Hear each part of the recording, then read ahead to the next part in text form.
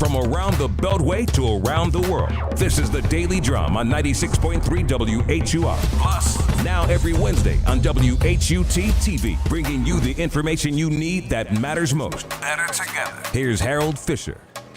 Good evening. This is the Daily Drum for Wednesday, January 10th, 2024. Here's what's happening. Prince George's County Police remain on the scene of a deadly shooting near Flowers High School tonight. Around 12:30 today, they answered a call about a shooting in the 2800 block of Berrywood Lane in Springdale. They found a man shot to death inside the townhouse. The DMV continues to recover from region-wide flooding. From Annapolis to Upper Marlboro to Old Town Alexandria, water stalled cars and flooded the inside of ground-level stores. Some power outages in central Maryland remain. And the Virginia General Assembly made history today with the swearing in of the first black Speaker of the House of Delegates. And every time I look around this room, I do see this. I see the ghost of those people who worked here, those black folks who were enslaved here, whose dignity and humanity was discounted right here in this room. I see those people, and I know we, not just we carry their hopes and dreams and their posterity. Portsmouth Democratic Delegate Don Scott spoke after taking the oath of office. Democrats hold a slim majority in the House and the Senate.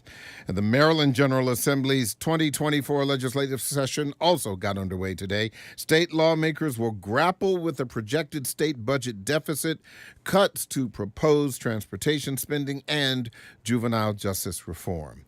And late today, Chris Christie dropped out of the 2024 presidential race. The former New Jersey governor failed to gain any traction in the GOP polls. Well, here's a look at the weather now. Tonight, partly cloudy with diminishing wind, lows in the lower 30s. Tomorrow, mostly sunny with highs around 50.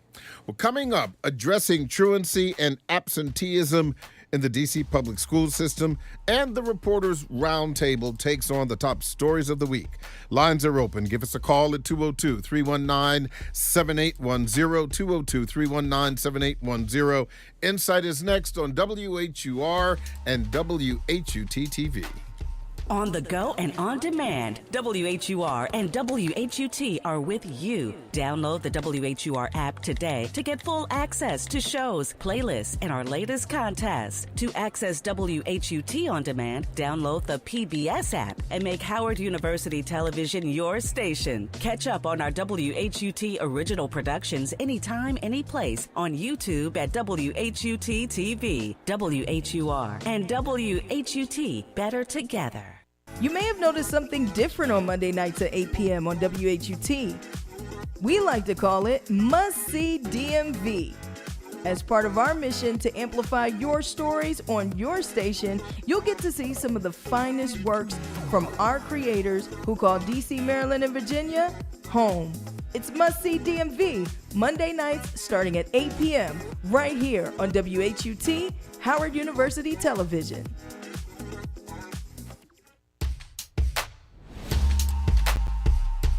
Going beyond the headlines to the deeper issues. 96.3 WHUR and HUR Voices, Sirius XM Channel 141. This is the Inside segment where your questions and comments matter at 202-319-7810. Join the conversation. Welcome back to the Daily Drum on WHUR, Sirius XM Channel 141, 96.3 HD2, 98.3 FM, and WHUT-TV. This is the Insight segment. I'm Harold Fisher. Before we get to the top stories of the week, we want to talk about truancy and absenteeism in the D.C. public school system. We begin with our newsmaker, Eboni Rose Thompson, president of the D.C. State Board of Education. Ms. Rose Thompson, thank you so much for joining the conversation. Thank you for having me. Sure thing. Let's first talk about the numbers from your office. Truancy at 37%, absenteeism at 43%. That's a lot. Those numbers are really, really tough to take. What do you believe are the issues behind those numbers? Yeah, those numbers are absolutely unacceptable. On top of it, I would say that 40%, the numbers are even worse for high schools. 47% of our high schools are actually chronically truant. There's a lot of stories behind those numbers, but the things we mostly know and need to focus on is that most of the kids are kids who are economically disadvantaged. They need supports around safety. They need supports around transportation. We have to do a better job of engagement. And then just in general, schools being a social hub for young people are really the levers we have to pull to tackle this problem. When you talk about supporting those young people as it relates to absenteeism, for example, particularly when it comes to being a safe space, do you think that the message is lost on them or even their parents that in addition to being a place for education, that school is a safe place for them? I don't think there's one message or one story. I think what we've heard, and we actually do have a student advisory committee at the state board, which is made up of high school students from across the district. We've heard that for some students, it's the getting to school that's unsafe. In Ward 7, we have more students than anybody else who are traversing the city. They're on metro buses. They're on trains. Some of them are being dropped off by their parents, but they still have to walk that distance. And so it is the city being unsafe that is one part of the equation. In addition to, there are students who, might be having particular safety challenges inside their schools. But overwhelmingly what we're hearing is just the issues getting to and from school and the city being unsafe as opposed to the schools themselves not being safe places for young people. Interesting. And to that point, certainly with some children being on the street, whether they are idle or getting into trouble, certainly that could be one of the contributing factors to the challenges that the city is facing regarding juvenile crime. Yeah, I think I know just as a city that we're desperate for solutions to stem that alarming rise, and especially the crime we're seeing with young people who are should be in middle and high school. I definitely believe that getting kids the help they need to get back to class is a great start. But I also really do caution us that we not abandon the interventions we have around in favor of a solely punitive approach. Especially when one of the glaring reasons I lifted up is students missing school is public safety in themselves. So I want to separate out that there are students who are not troublemakers, and they're just like us. They get on the metro, they might not feel the safest when certain situations are going on, or we hear about, young people's coats being stolen or shoes being stolen. That's not the same. In many cases, they also might be victims.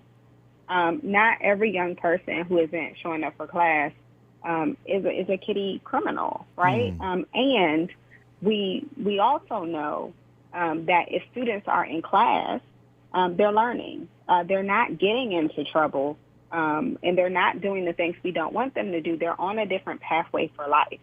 And so it is of the utmost importance that we get them to and through school.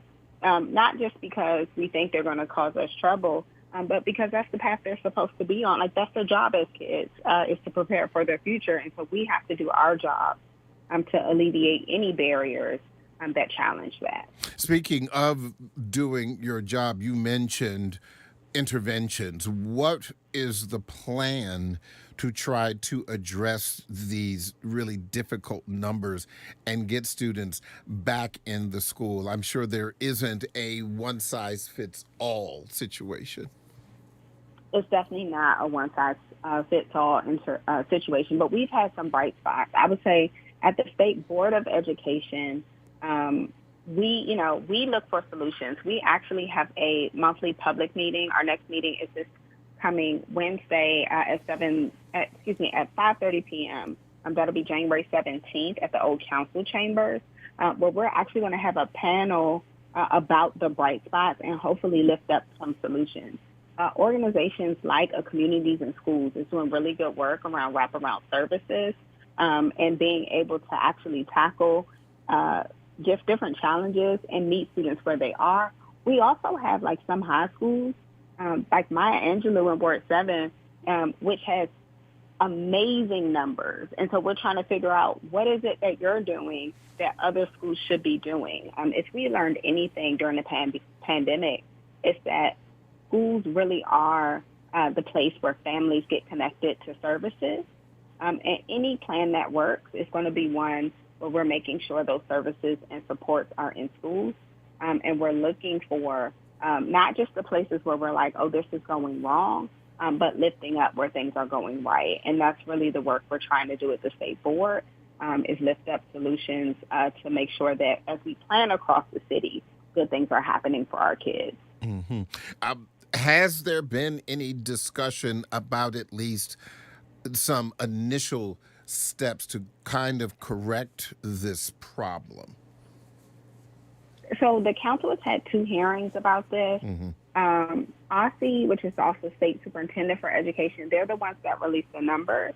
And then, of course, like we have DCPS and we have the individual charters, which are trying to kind of like put together solutions for their individual populations. What we really need, though, is a citywide plan that works across agencies, that incorporates all of our schools, and that really does touch all of our neighborhoods. That's not what we have yet. And when we look at D.C. compared to our neighboring jurisdictions, we're not doing as great as PG County or Montgomery County or Fairfax County, despite this being a national trend around truancy coming out of the pandemic. Yeah. That's not an excuse for us to be a national leader. And so the work I see us needing to do as a city is really taking a step back, taking a comprehensive approach, looking at the places where it's working, and putting more solutions and supports in place. Before I let you go, can you share with us the information about that meeting, that monthly meeting, the next one? Because I think it's really important for those who are concerned about this, whether you have children or not in the District of Columbia, that they at least have an opportunity to provide some input. So when is it and where is it, please? Yes, so our next monthly meeting of the D.C. State Board of Education will be this January 17th. That's a Wednesday, at 5:30 p.m. The address is 441 4th Street Northwest, Washington, D.C. It is the old council chambers or the Marion S. Berry building. We're right above the Judiciary Square Metro stop. And if you are a very busy person who can't make it downtown to be with us, our meetings are also posted on our state board website. So you can also see that information streamed at www.sboe.dc.gov. Eboni Rose Thompson, president of the D.C. State Board of Education. Thank you so much for talking to us. Good luck. I appreciate your time. Thank you. Sure thing.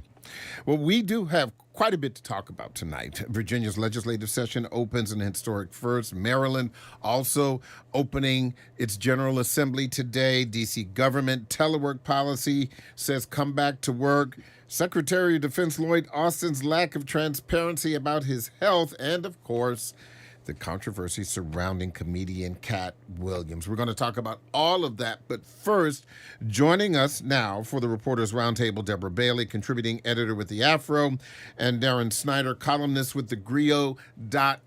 Lines are open at 202-319-7810, 202-319-7810. You can X me at HFisherWHUR or find me on Instagram at Harold T. Fisher. Deron, good to see you again. You too, my brother. All right. And Deborah, welcome to the program. Glad to be here. So, ladies first, let me start with you. Let's talk about this issue of truancy, absenteeism in the District of Columbia. What did you hear from Eboni Rose Thompson? What struck you? What struck me immediately was her emphasis on a comprehensive approach, an approach that has to do with both transportation, out-of-school factors, and increasing the viability of the in-school experience, both in the classroom and for young children and teenagers. You got to have something to do after school that is connected with school. Interesting. Because I think one of the things that I found really fascinating and also unfortunate. And we've talked about this on this program for quite some time, is that the problem may not be in school, the problem is getting to school. Because if you are walking and you don't feel safe, you may feel a greater sense of security by staying home. And, Deron, we have organizations in the city that have done their best to walk children to school, to make sure that they have, those safe passage programs. But apparently, according to, Ms. Rose Thompson, that's a much more serious issue than I think a lot of people think. Yeah, so my wife is an assistant principal at a DCPS high school. Okay. And first, let me say God bless all the educators, everyone working in that space, because that's one of the most challenging and important areas that we have. And it's funny, when she said a comprehensive citywide plan, I kind of agree and don't agree, because each school is kind of different. Every ward is right. different. So I think that just collect all the best practices. She said, like, Maya Angelou is doing well, other schools that are doing well, collect all the best practices, and then schools can see and pick and choose what works well for them. Because some of these neighborhoods, some of these schools, the kids are bringing beef from the neighborhood into the school, so they don't want to come to school where they're going to be in close proximity to the people that they're beefing with in the neighborhood. They're scared of violence. Some of the schools, the classes aren't engaging them, so they're not feeling like they're engaged. It has to be a holistic approach. I agree with that, but I don't know if it's a one size fits all. Oh, I thing. agree. I hope she meant by comprehensive, she did not mean we all do the same thing, but we just got to make sure. I think that she is saying we need to make sure we are including our most underserved neighborhoods. Absolutely, because a lot of the issues don't even have anything to do with school, but all the whole socioeconomic conditions around the school. So I really like the thing they have in Harlem with the enterprise zone, where you got the school, you got the businesses, you have rec centers, you have government agencies, everyone working together to kind of help shelter these young people to adulthood. But I like the thing that she said about the students who may not be in school, where she said not all of these absentee students are kiddie criminals. Oh, no. And I think that is such an important point, because we've been hearing in this city for years and years and years that you have a few bad apples who are spoiling the whole bunch. When you're talking about juvenile crime in the city, the police talk about arresting the same juveniles over and over and over again. And I suspect that those who are not the kiddie criminals, but who are not in school, no, they're not going to be arrested. Why? Because they were afraid to walk to school. They may be afraid to get on the subway. They may be afraid to get on the bus, and instead would rather stay home to be safe, but are missing out on education. And if you can get more kids to go to school, then the school becomes a cool place to go. So taking the violence part away, part of it has to do with, like, how attractive is it to go to school? What's there for them? Like, we as adults, we know, like, this is where you need to be to learn and grow and develop your mind. Yeah, but I didn't like it. I don't think that has ever changed. Right. There has to be something. There has to be something, because when more of them are there, like right now, it's easy to not go to school because you're like, oh, no one's going, right? And so, nobody's gonna care if I'm not there. Yeah. That seems to be an unfortunate truism. And if your teachers are overwhelmed, which many of them are, and they're like, and now you're not only teaching the subject, you are engaging that entire child. So like you said, everyone has to be part of the schools, your businesses, your community organizations. A whole lot of people got to come to school during the day. The teacher can't do it by himself or herself or themselves. Yeah. We are at the Reporters Roundtable talking about some of the top stories of the week. We've got a lot to talk to. Lines are open at 202-319-7810, 202-319-7810. Let's talk to Kareem, calling from Baltimore. Kareem, thanks for calling. What's on your mind? Hey, peace. How are you? I think that if we can collectively, and we could turn it in terms of just walking children to school. Mm-hmm. Let's say, for instance, the high schoolers in that nearby community can facilitate trying to at a central place, and then it makes it one generation or one league of children responsible for another league. So it makes a community then be able to be formed. And you are correct. There has to be businesses that are in that community actively engaging, because in order for a community to be functioning, it has to be a collective of all people. But I think that it has to start with, in order to work, it has to include the children as well. Yeah. So I think things that include them. Kareem, thank you so much for your phone call. I would say it's kind of like when you were growing up. My mother said, look out for your sister. That is certainly aspirational. I would love to see if we had, older students looking after, some of the, the younger students, if they were on the way. That would make the world a better place again. Is that possible? Logistically, that would be a problem because they go to schools. They have different times for their school days. So I like the idea if it's possible, but a lot of times the timing doesn't work.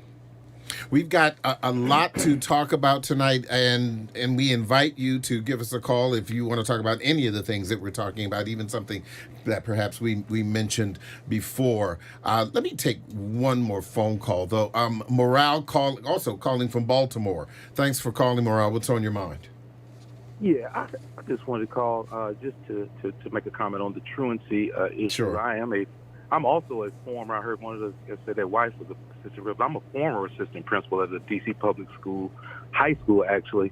And I just wanted to note that, we've talked about a lot of things, and I heard the board president talk, but one thing we haven't raised is the parents' responsibility in this sense of truancy and really putting some onus on the parent. We don't put all of it on the parent, but there is a lot of onus on the parent. I heard you say, that, we want to make school fun, but, none of us really liked school when we were younger, but we went because our parents held us accountable more so than anything else. So just wanted to raise that. And second of all, to that point is that, we have to also modernize our K-12 educational system. It's one of the systems that has been lagging when it comes to modernization, and it really needs to be modernized so that students can see the benefit from it, because currently, most students don't see the benefit of going to high school just to go to college, just to be in debt when they graduate without a job. So really just looking at those two factors, I think,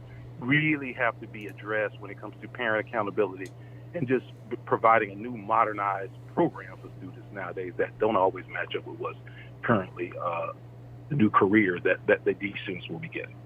Morel, thank you so much. You make some great points. I really appreciate your phone call. Before we go to the break, Virginia makes history today with the swearing in of the very first black Speaker of the House of Delegates. And every time I look around this room, I do see this. I see the ghost of those people who worked here, those black folks who were enslaved here, whose dignity and humanity was discounted right here in this room.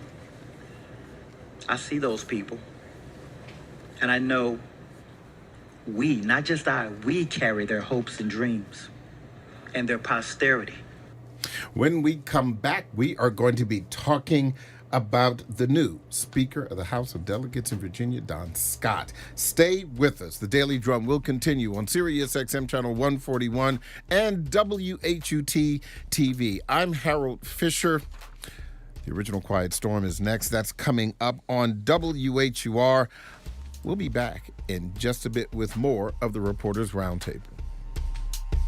WHUT is dedicating weekdays at 10:30 a.m. to bring you the best of our locally produced series, like our Arts and Artists show, Artico, our energetic music series, DMV The Beat. Get Out. When I wrote that song, we were fighting. And stories highlighting the endurance of the human spirit with legacy. He used to say to me all the time, when I die, the newspaper's yours. So remember, tune in weekdays at 10:30 a.m.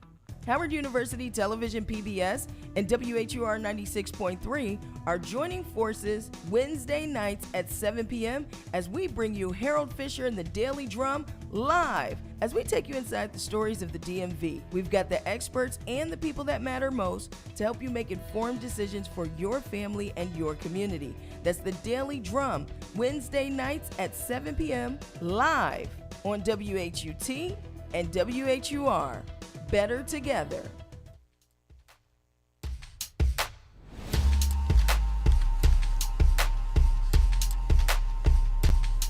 Welcome back to the Daily Drum on Sirius XM Channel 141. I'm Harold Fisher. We are at the Reporters Roundtable talking about some of the top stories of the week right here on Sirius XM Channel 141 and, of course, WHUT TV. My guests are Deron Synder. He is a columnist with the Grio, and Deborah Bailey, a contributing editor with the Afro American newspapers. If you have a comment, if you have a question about anything that we are talking about tonight, we invite you to join the conversation at 202-319-7810, 202-319-7810. Okay, so right before the break, we heard from the new Speaker of the House of Delegates in Virginia. He is a black man. This is an historic moment. He was very poignant, but I would also say he spoke as if it was his house. He was very comfortable and, thanking everyone, not just his parents and his family and the members of the Democratic Party, but he even thanked the minority leader on the other side of the aisle. What in your thought process, Deborah, does this historic moment mean for Virginia? This brother is an incredible man. Mm-hmm. He's a longtime legislator. He has received the confidence of all of the Democrats, and many people on the other side of the aisle respect this man too. This man is a returning citizen, and he has been a role model in his community and across the state of Virginia. And I think he's a role model for the nation. We have 1.8 million people incarcerated in the United States, many of them black and brown, brothers and sisters. It's time for us to have a new plan for people to return to their communities. And he doesn't have to say a word. His leadership is a model for our country. I'd never heard of the brother before. Yeah. And as soon as I listened to him, I'm like, I like this brother. You hear his story, he says he's a returning citizen. For those who don't know, it means he had to go away, and he was incarcerated for a while he was in jail. The story is an amazing story. It's one of those stories that make you feel like, as messed up as this country is, it can still produce some amazing stories for us. Anything is possible. You know what I mean? Well, Right. Am I being am I too optimistic? No. Okay, I'm sorry. I'll roll with you. I didn't mean to be too optimistic. I'll roll with you. But this brother right here, I mean, for him to stand up there and let them know about, he's not going to forget.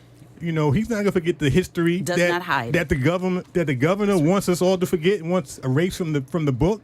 He's like, no, I see the ghost. Yes. I'm like, right on.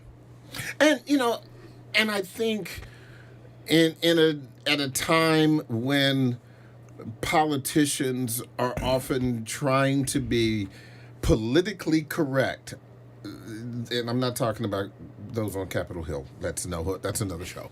But yes, it is. Yeah, but those who when they are making significant marks, he had an opportunity to be formal, to kind of just say what everyone wanted to hear.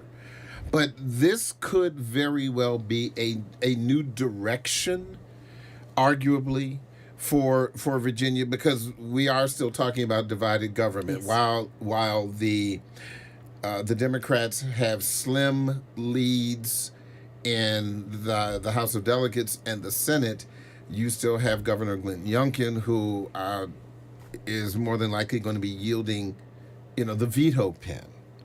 And this was a very, very hard won victory for the Democrats this last election, particularly in the Senate.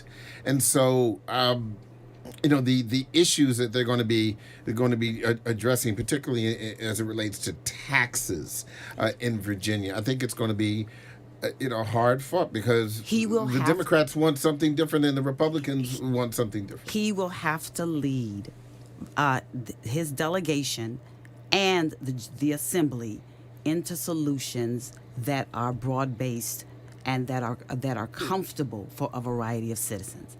And that is a model actually for our nation. So what they do in Virginia can be instructive for what we might need to do nationwide. Yeah. 202-319-7810, 202-319-7810. We are at the Reporters Roundtable talking about the top stories of the week. If you have a comment or a question, give us a call. Let me go back to the phone lines. I understand some people want to discuss the previous issue. Really, really quick. Tammy calling from D.C. Thanks for calling. What's on your mind? Tammy, are you there? Can you hear me? Yes, I can. Go right ahead. I'm here.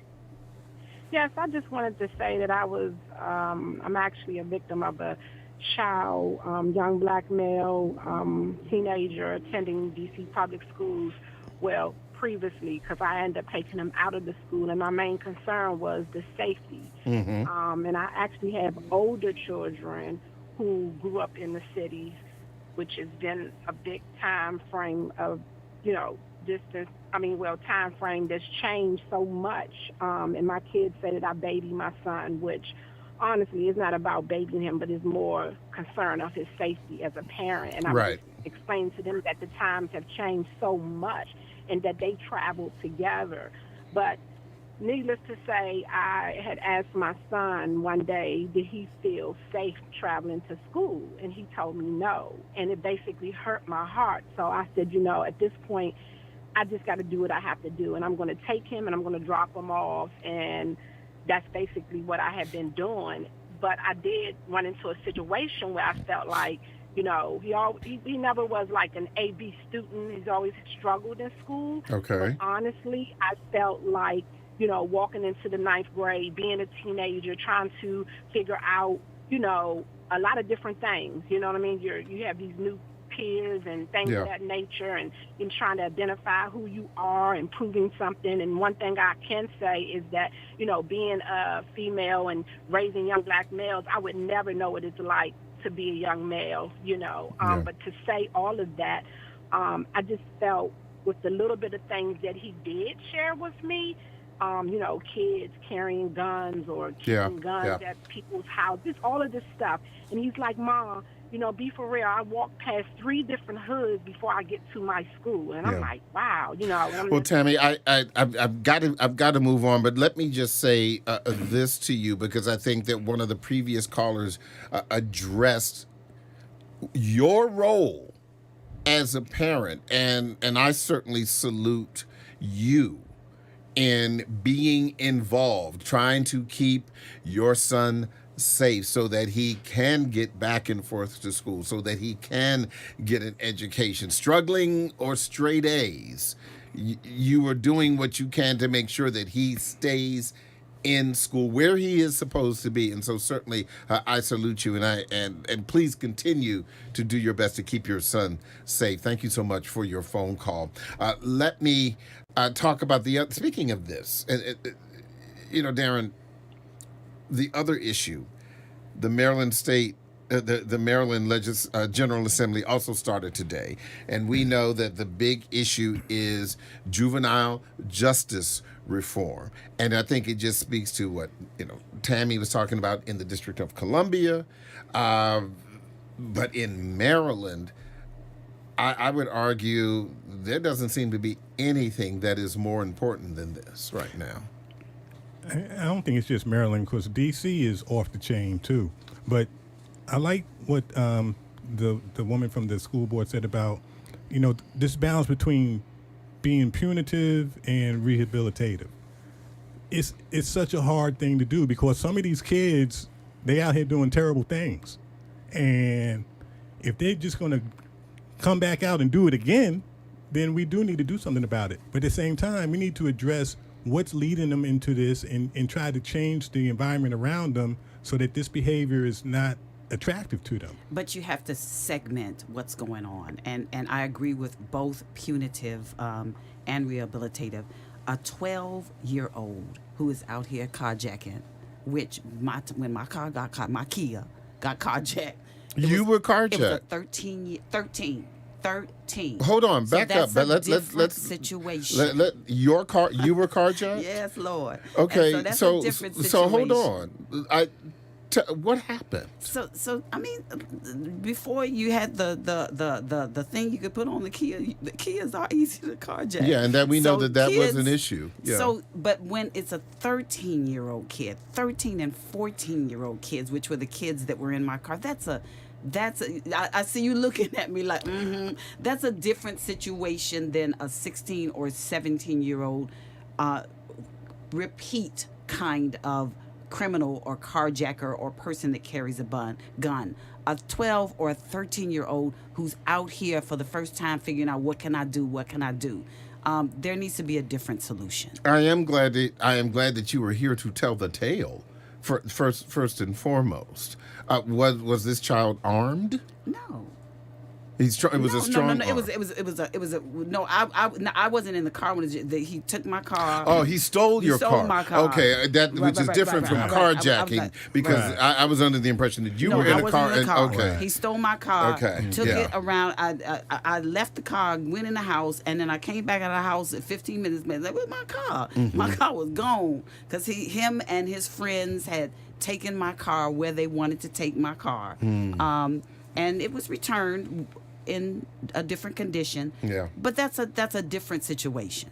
And the Governor Wes Moore, was quoted as saying just this week, I believe in rehabilitation, but I will not tolerate lawlessness. Yes.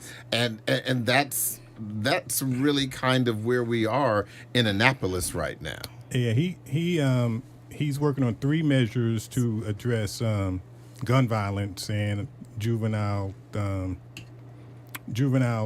crime.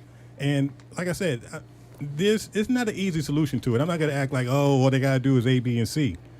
But he's at least trying. And one thing I do like is that he's realizing, like, we got to get people off this idea, like everyone's going to high school, going to college. You got to have a viable alternative other than college after you get out of high school. Interestingly enough, one of his solutions is saying, let's do some apprenticeships with law enforcement. That's interesting. Now, law enforcement could be a partner in helping us with some of these issues. Could be. So perhaps if some of the younger people get in there early and they aren't corrupted by, the tradition of the law enforcement culture, maybe that could work. But overall, just coming up with solutions that help people go into trades and into other careers right out of high school, I think would be helpful. And support for victims, which is important too. Oh, absolutely. Absolutely. And I think all of this is contained in what we are going to see with the proposed legislation that's going to be coming out. And I think that the thing that has interested me is the House of Delegates Judiciary Committee that has been meeting all summer, all fall, leading up to this General Assembly session. And we've had state's attorneys from across the state talk about what their expectations are. And I just want to just talk about something that I remember in one of the many reports that we've seen over the past couple of months. There was a judge in Anne Arundel County, I believe, and he said something that I found to be really, really profound. He said that the young people were not afraid of jail, but he said the thing that they were afraid of was probation. And the reason that he said this is because he believed that if you sentence a teenager, for example, to juvie, juvenile detention for a year, but you give him 4 years of probation, as opposed to just sentencing him, he'll do, or she will do the year, and then come out and possibly commit other crimes. But if you've got the tag of probation hanging over your head, then you could end up right back there and be and the punishment can be much more punitive. But I also think that, and we've seen this in Prince George's County, where we've listened to young people about some of these problems, and I hope that these lawmakers are continuing to do that. So back to the phone lines, 202-319-7810, 202-319-7810. Charles, calling from Maryland. Thanks for calling, Charles. What's on your mind? I was calling in reference to the young people today. They're not given an opportunity before they get out of high school to have a trade, to be able to take care of themselves. I was fortunate to have a program called Distributive Education. When I finished high school, I had a certificate saying I was a certified technician to repair cars. But if that would have happened after high school, it would have been very difficult because I wasn't in the position of my family to have the funds to be able to go there. But the young people need something before they get out of school to be able to take care of themselves. I always looked at it as, what am I going to do to sustain my existence? I used to see my mother and father leave for work, and I'd say, boy, I want to be like that. And I didn't realize what they were going through, but I did know I didn't want them to have to take care of me all the time. So I went out. I was fortunate in that I had my first kid at 15, married at 16, and divorced at 24. But I had a chance to raise my kids, and it was all because of high school, where I had the distributive education. Well, when I went to a place, I came in with a certificate saying I can fix cars.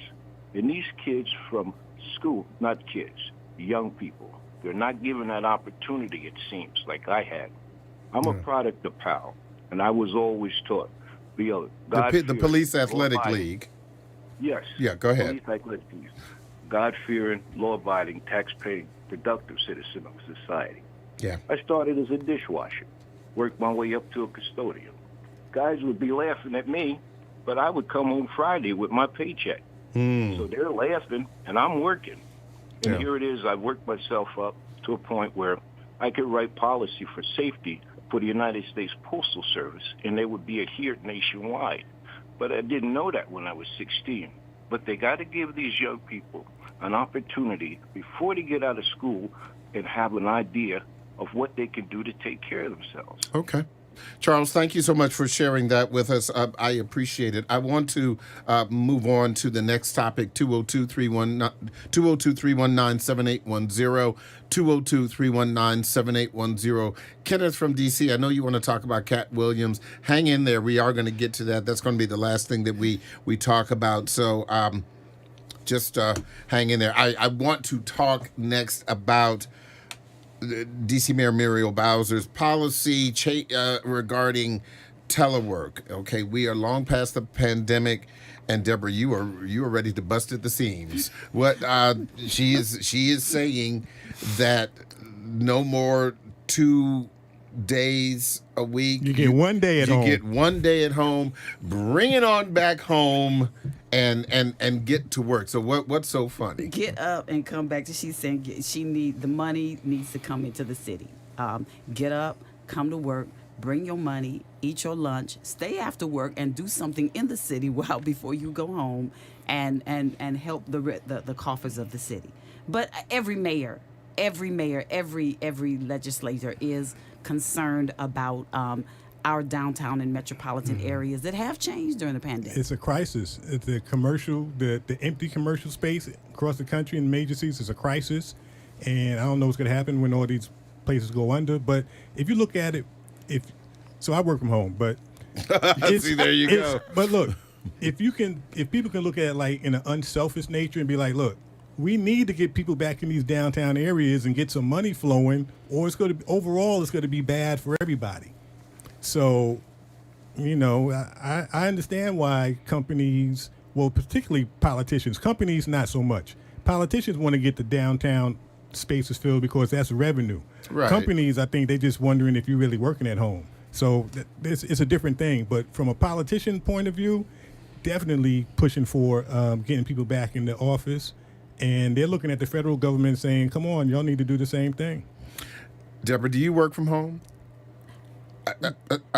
I'm going to be clear. The Afro, if you work for the Afro, many of us are bivocational. So bivocational. I haven't heard that one before. Okay, Bivocational. I like that. So we are dedicated to the Afro-American newspaper, but we also have day jobs and other employment that supports the black newspaper. Absolutely. And my day job that supports the black newspaper is a come on back to work. She said come on back to work a while ago. Okay. Mm-hmm. So because I'm going to be honest, after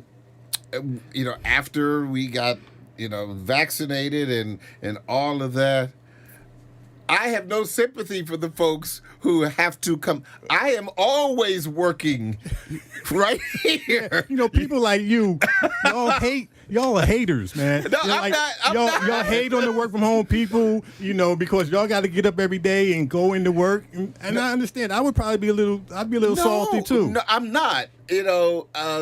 Because I know some people who are broadcasters.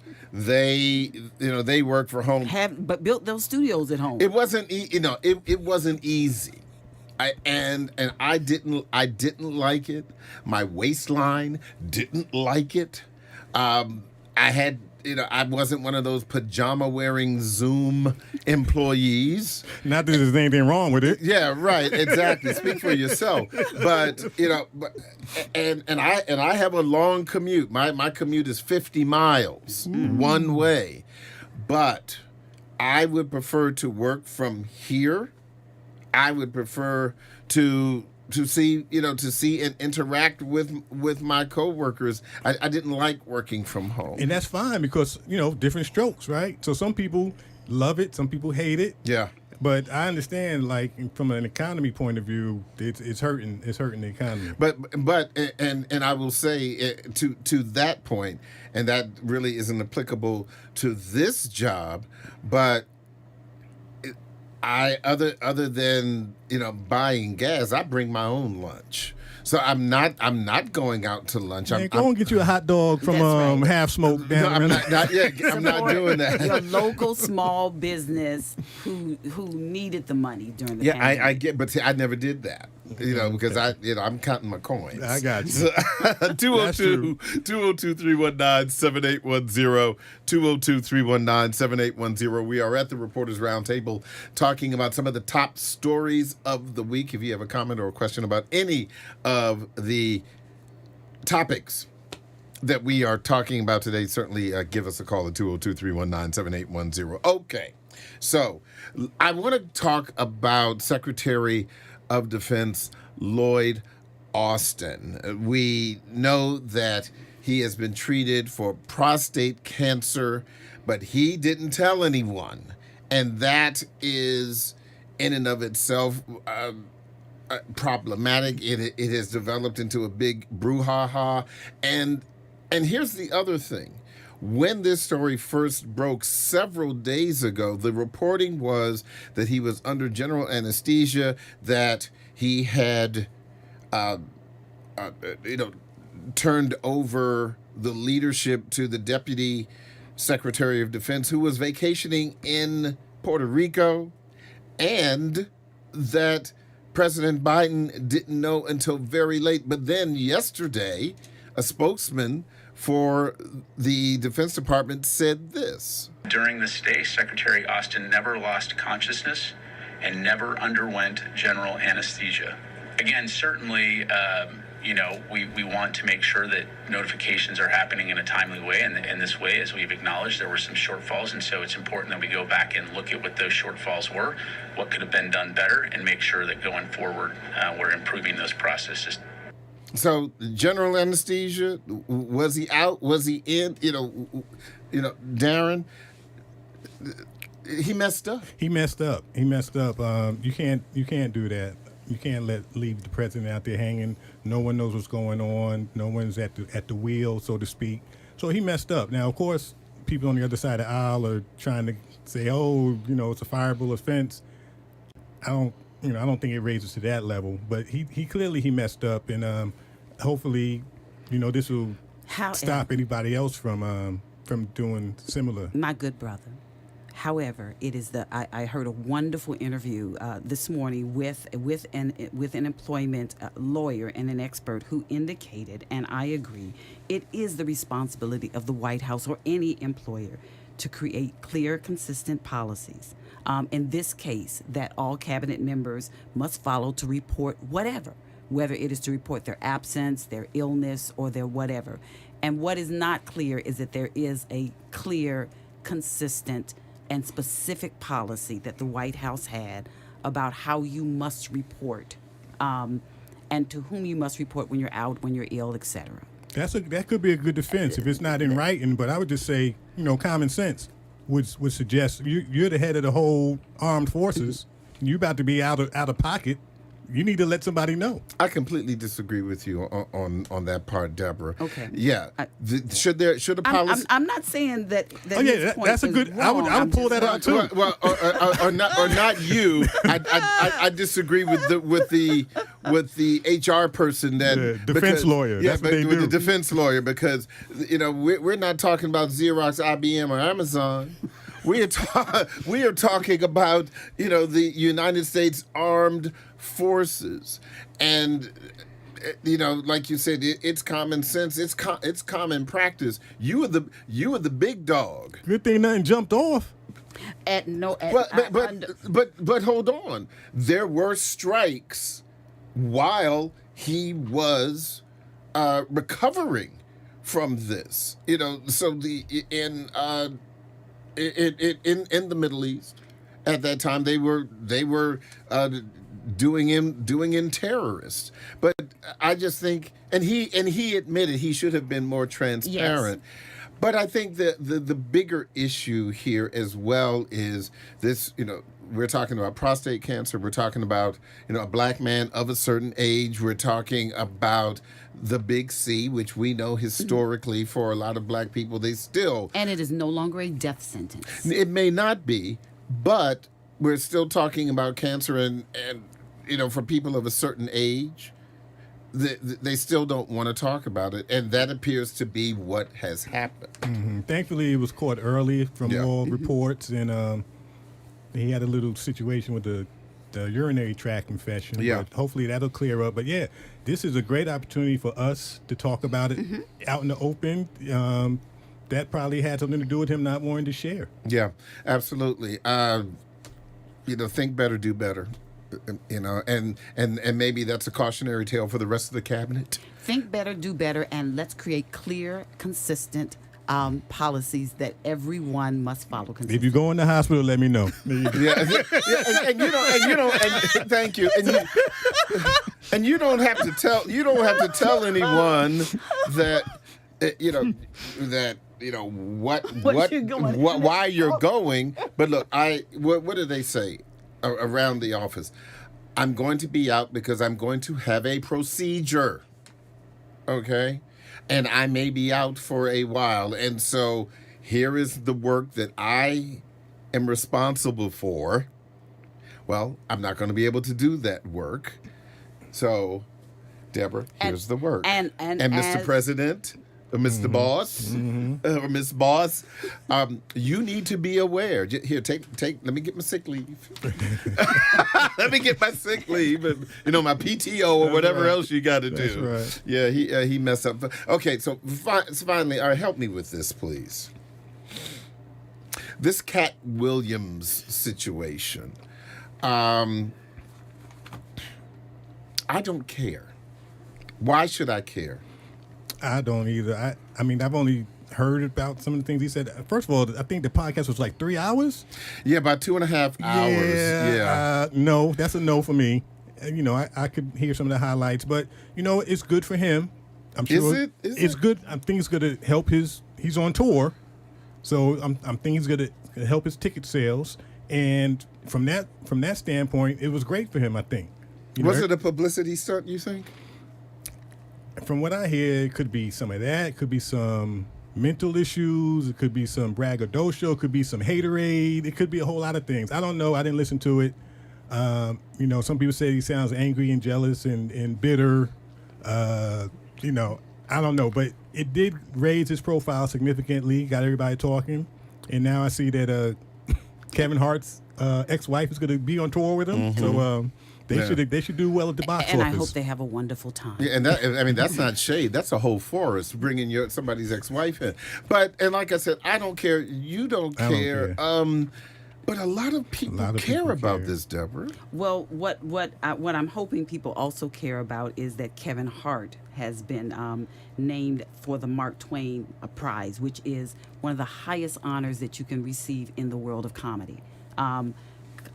Across the board. And so, you know, if I'm sure that Kevin is all right if his ex-wife would like to appear with Cat Williams and help Cat Williams to attain some stature, then that's all right. You know, he got a new movie coming out, Kevin does, so he's doing well. Everybody he went after, from what I heard, everyone he went after, so they're doing well.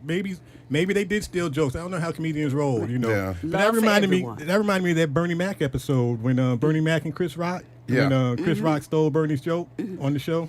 So that could be a comedian thing. I don't know. Let me, real quick, Kenneth from D.C., you've been chomping at the bit to comment on this. Real quick, what's on your mind? Kenneth, are you there? Yes. Yes, I was calling up to say thanks. Reason why I call is because I don't know what Cat Williams, like you said, maybe he is jealous of Ricky Smiley. He got it in his contract. He said he wanted Ricky Smiley to dress up as a woman.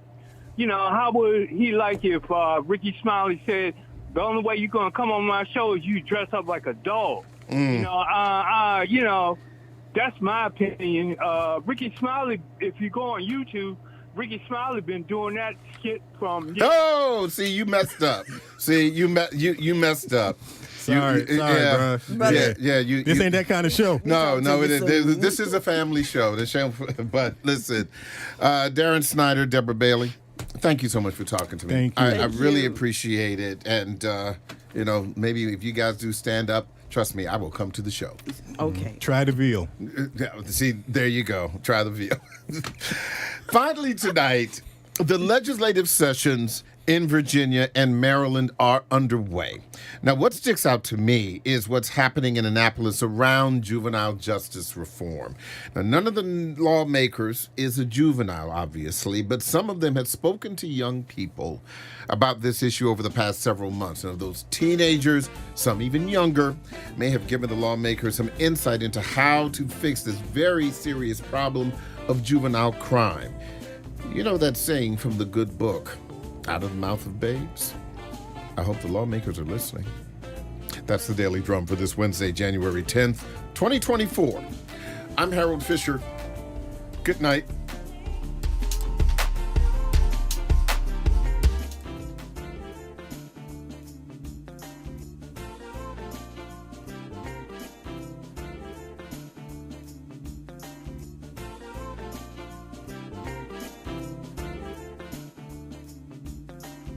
This program was produced by WHUT and made possible by contributions from viewers like you. For more information on this program or any other program, please visit our website at WHUT.org. Thank you.